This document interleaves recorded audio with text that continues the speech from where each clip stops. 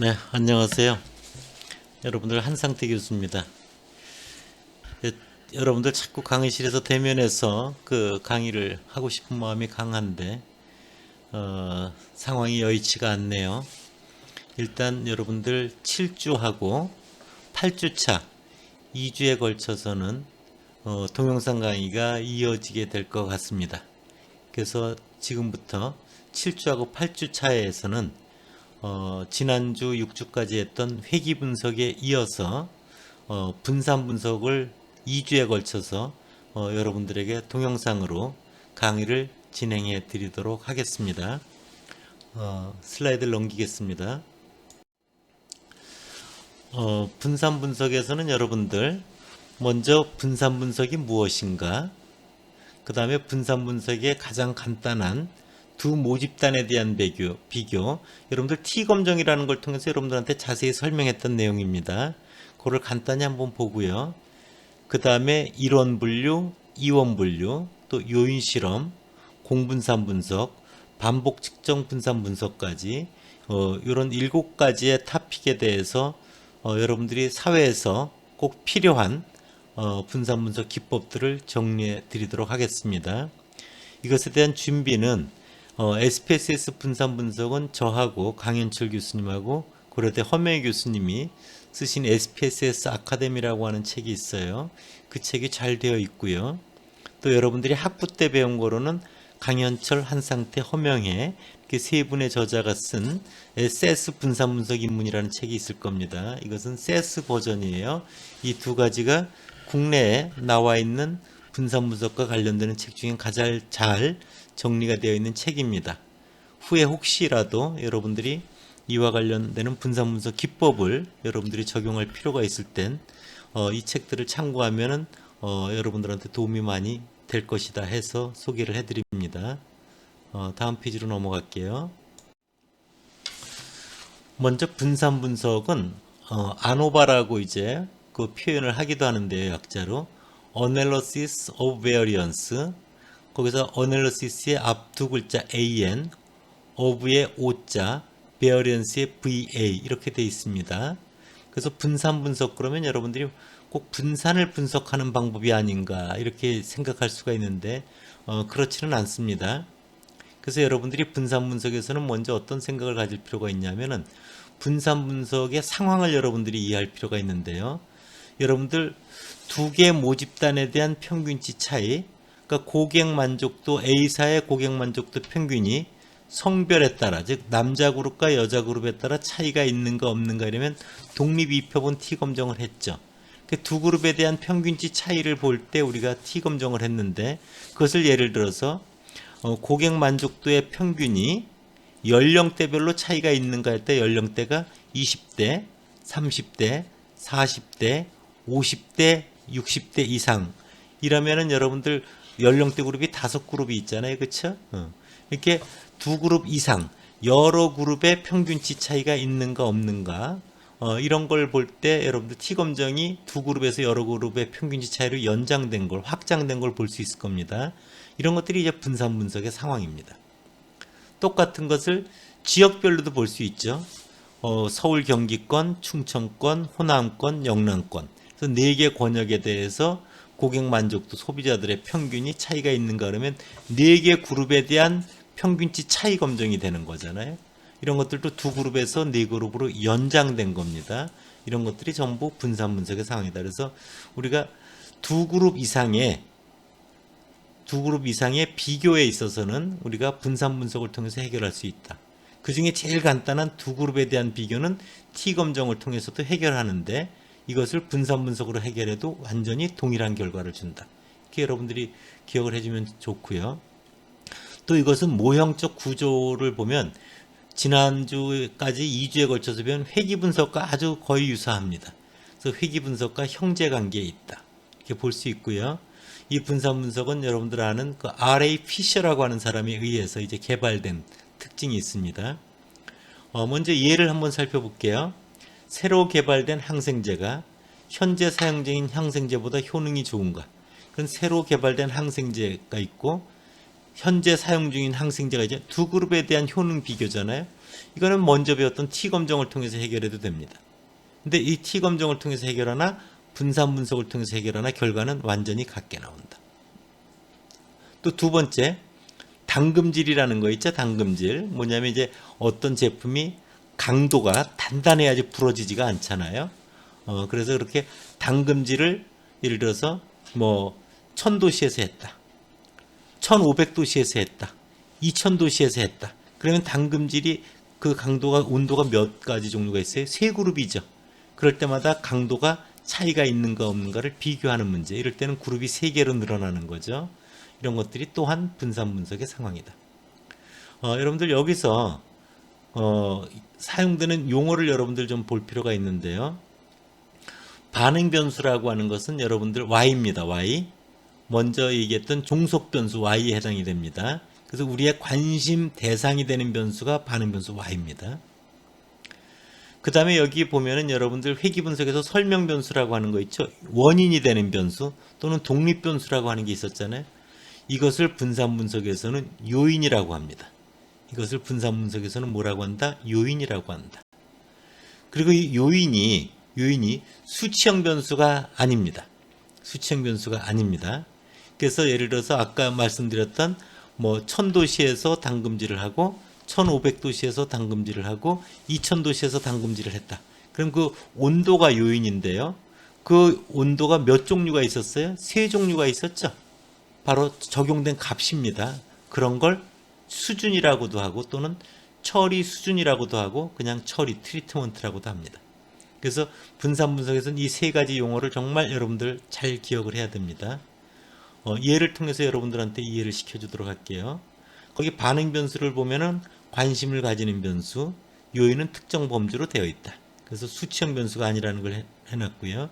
예를 보면 고객을 접촉하는 방법에 따라서 평균 만족도에 차이가 있느냐 이런 게 이제 궁금한 겁니다. 그래서 고객에 대한 접촉 방법에 따른 만족도에 평균이 차이가 있는가를 알아보고자 하는 경우 여기서 반응 변수는 바로 만족도 점수가 되죠. 만족도 점수가 우리의 관심 변수입니다. 해당되는 요인은 뭐예요? 고객을 접촉하는 방법이 요인입니다. 그럼 그 요인에 해당되는 처리 수준은 전화로 접촉할 것인가, 인터넷으로 할 것인가, 우편으로 할 것인가. 그래서 처리는 3가지 처리가 있는 겁니다. 처리 수준은 3가지가 있다. 이렇게 생각하면 됩니다. 용어 정리가 되죠. 다음 슬라이드로 넘어갈게요. 보통 우리가 설문조사라든지 이런 것들을 사회 실험이라고 하고요. 실질적인 이제 뭐 인간을 대상으로, 인체를 대상으로 하는 실험은 임상 실험, 뭐 이런 것들이죠, 여러분들. 동물을 대상으로 하는 건 동물 실험 이런 거죠. 이런 실험 연구는 절차가 있습니다. 그래서 이 실험 연구의 절차를 여러분들 꼭 알 필요가 있는데요. 첫 번째는 연구 문제를 인지하는 겁니다. 내가 무엇을 연구할 것인가를 먼저 정의하는 게 중요한 거죠. 그래서 여러분들 연구 문제라는 것은 방금 한 거를 예를 든다면 당금질의 예를 들어서 뭐 시간에 따라 알루미늄 합금의 강도가 어떻게 차이가 나는가 이런 걸 내가 연구 문제로 생각하겠다 하면은 그럴 때 반응 변수는 뭐예요? 두 번째 단계에서 알루미늄 합금의 강도 이런 걸 이제 선택하는 거죠. 또는 하나 더 예를 든다면 광고에 있어서 배경을 무엇으로 하느냐에 따라서 또는 모델을 누구로 하느냐에 따라서 호감도가 어떻게 달라지는를 보고 싶다. 그럴 때는 그런 연구 문제를 인지했다고 하면은 반응 변수는 이제 호감도라고 하는 게 있고 또는 뭐 광고의 효과 이런 게 될 수도 있겠죠. 그 다음 세 번째 단계에서는 요인을 선택해야 됩니다. 요인. 설명 변수 X에 해당되는 거죠. 그래서 알루미늄 합금의 강도에 해당되는 요인은 당금질의 시간. 호감도와 관련되는 건 뭐 광고의 배경이 될 수도 있고요. 모델이 될 수도 있습니다. 그럴 때 처리에 해당되는, 즉 처리 수준은 당금질의 시간을 1시간으로 할 거냐, 2시간으로 할 거냐, 3시간으로 할 거냐. 이제 세 처리 수준이 있는 거고요. 광고의 배경은 도시를 대상으로 광고를 할 거냐, 자연을 배경으로 할 거냐. 2가지가 있고요. 모델은 뭐 전지현을 쓸 거냐, 김태희를 쓸 거냐. 이렇게 2가지가 있을 수 있는 겁니다. 이런 식으로 이런 것들이 요인 및 수준을 선택하는 게 3단계에서 하는 거고요. 그래서 이것은 요인은 실질적인 반응 변수에 줄 수 있는 영향. 그래서 그런 중요성. 또 실험이라고 하는 것은 시간적 또는 비용적 이런 제약 등을 종합적으로 고려해서 요인이나 수준을 선택해야 된다. 이렇게 여러분들 생각하면 됩니다. 그럼 네 번째가 되게 중요한데요. 그러면 이렇게 우리가 실험이 준비가 됐을 때 실험 디자인을 계획을 어떻게 할 것이냐. 그래서 이 디자인을 잘 선택하면 굉장히 좋은 데이터를 비용도 절약하고 시간도 절약해서 얻게 됩니다. 그래서 실험 계획을 어떻게 선택하느냐. 그래서 앞으로 현재 나와 있는 여러분들 분석 분석에서 제시하고자 하는 몇 가지 그런 것들이 실험 계획을 보면은 어떻게 선택하는 게 이 좋은 데이터를 얻고 시간과 비용을 절약하게 되는지를 우리가 알 수 있을 겁니다. 다섯 번째는 실험 디자인이 선택됐으면 이제 실험을 직접 해보게 되겠죠. 실험을 하게 되면 뭘 얻게 돼요? 데이터를 얻게 되겠죠. 그렇죠? 그래서 그 얻은 데이터를 여러분들 올바로 분석을 하는 게 이제 6단계에서 하게 됩니다. 분석 결과를 통해서 결론을 맺고 그걸 통해서 얻게 된 앞으로의 연구 과제를 좀 더 고민해 보게 되고 이런 과정을 통해서 실험 연구가 진행이 된다.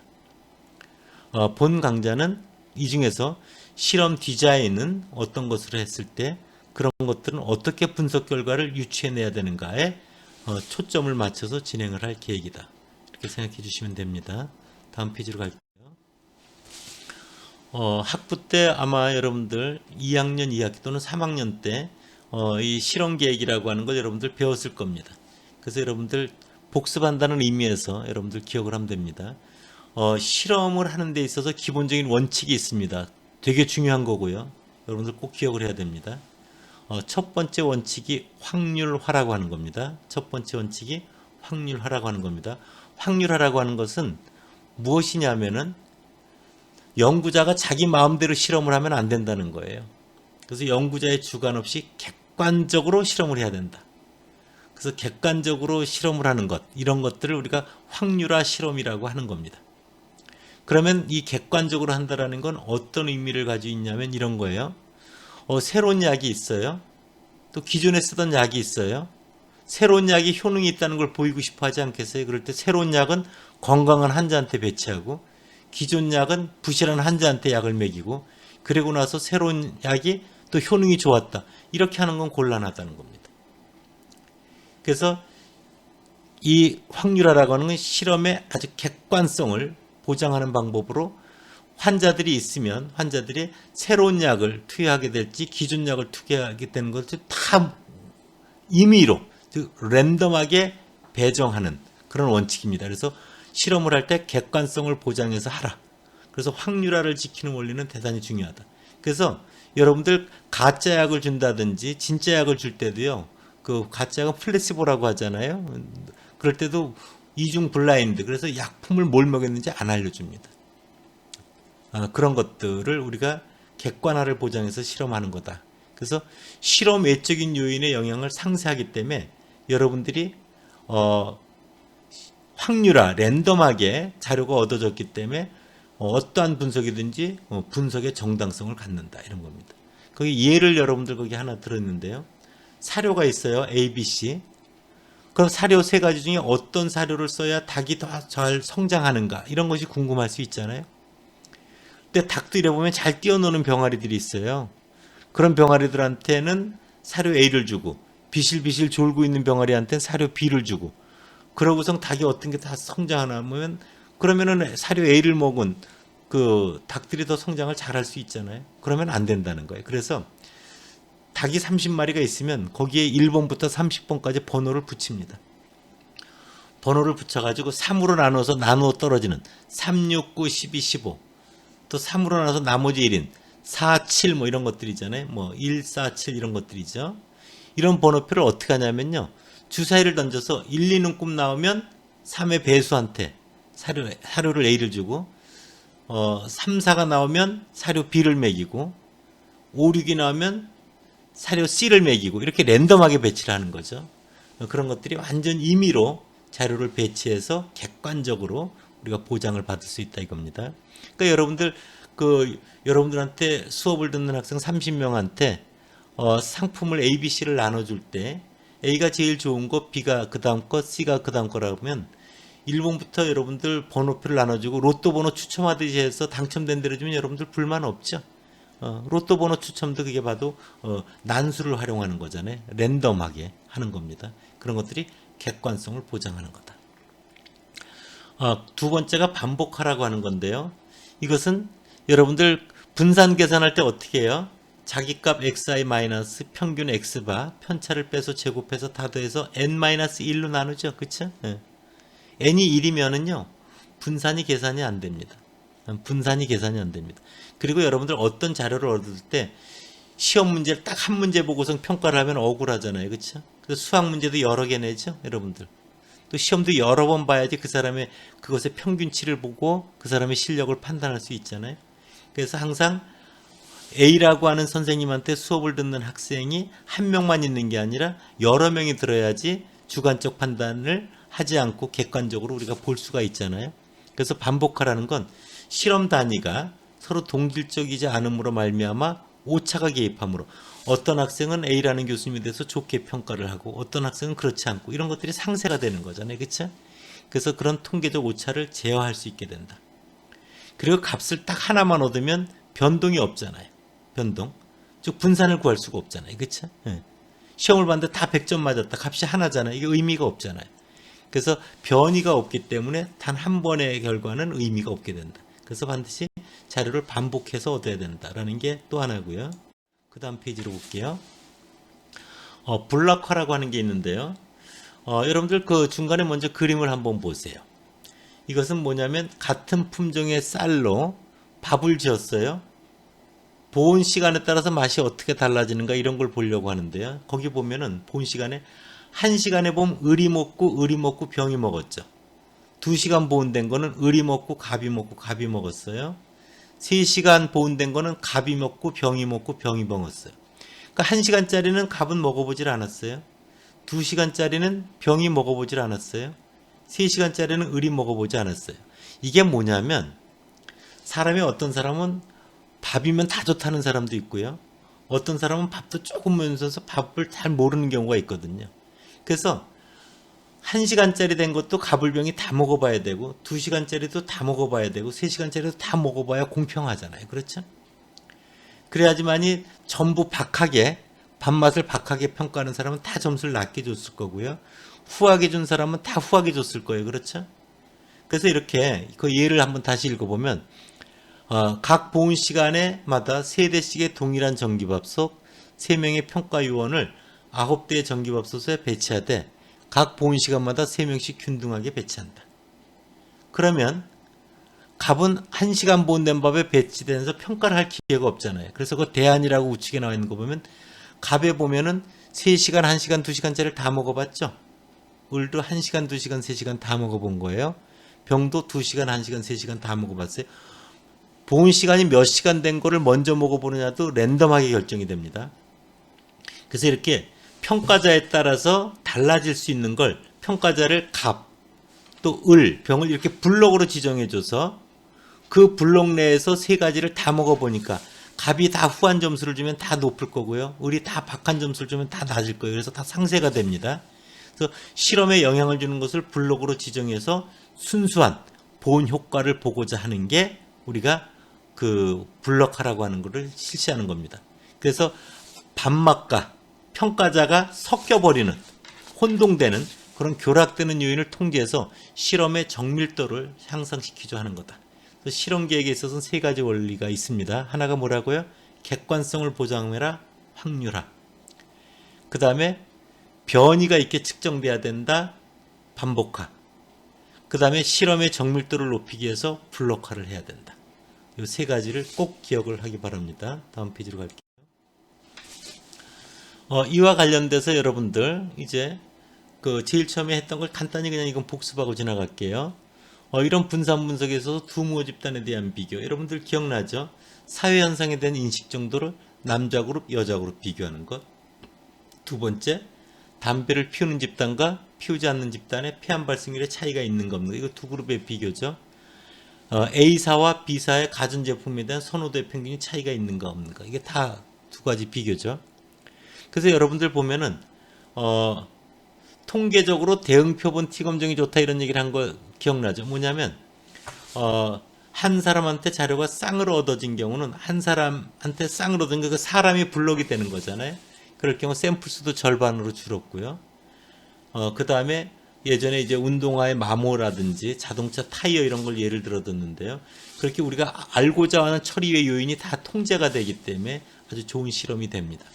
이 두 모집단에 대한 비교는 여러분들 다음 페이지로 보면요. 이렇게 두 독립표본, 이표본 T 검정이 있었죠.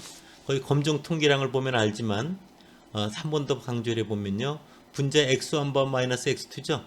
실제적 차이가 클수록 밑에 분모에 보면 동일한 차이라도 표본 크기가 큰 것에서 클수록 나온 것이 차일수록 차이를 크게 인식하죠. 또 SP라고 하는 표준 편차가 작을수록 우리가 T 값이 커지기 때문에 차이가 있다고 인식이 되는 거죠. 그래서 이 얘기 되게 강조해 놨어요. 맨 아래 파란 글자로 되어 있는 통계량을 보면 표본의 크기, 변이의 크기, 또 분자는 실제적 크기에 따라 작동하고 있는 걸 볼 수 있다. 그래서 실제적 차이가 클수록 동일한 차이라도 n이 클수록 또 변이가 작을수록 t 값이 커져서 우리가 차이가 있다라고 인정될 수 있다라는 것. 또 모집단의 분산이 동일하지 않은 경우는 자유도 수정 방법을 쓴다는 거 다 했던 거니까 반복하지 않을게요. 다음 같은 메뉴 기억나시죠? 분석의 평균 비교 독립표본 T 검정을 통해서 할 수 있고요. 검정 변수와 집단 변수를 표현했어요. 슬라이드 10쪽입니다. 아웃풋을 보면은 여러분들 등분산이 가정된 거와 가정되지 않은 거에 따라서 등분산 검정을 하고 그것에 맞춰서 결과를 보는 거 기억날 겁니다. 대응 표본 T 검정은 자료가 이렇게 쌍으로 관찰된 거죠. 기억나죠? 이와 관련돼서도 타이어 수명에 대해서 먼저 했던 슬라이드를 그대로 여러분들한테 다시 한번 보여드리는 겁니다. SPSS를 이용해서는 우리가 평균 비교의 대응 표본 T 검정이라고 하는 메뉴를 통해서 지금 슬라이드 14쪽을 하고 있습니다. 사전 점수 4호 점수를 옮겨놓고 했던 거 기억날 거예요. 그래서 나온 결과 가지고 대응 표본 T 검정은 자유도를 보면은 여러분들 n-1이 되는 걸 볼 수 있고요. 그렇죠? 그래서 그 결과를 여러분들 해석할 수 있습니다. 그래서 먼저 분산 분석의 시작에서 가장 간단한 경우에 T 검정을 그냥 간단히 여러분들 보여준 이유는 T 검정 결과가 분산 분석을 통해서 해결해도 동일한 결과를 준다는 걸 강조해 주기 위해서 여러분들한테 다시 한번 언급을 한 겁니다.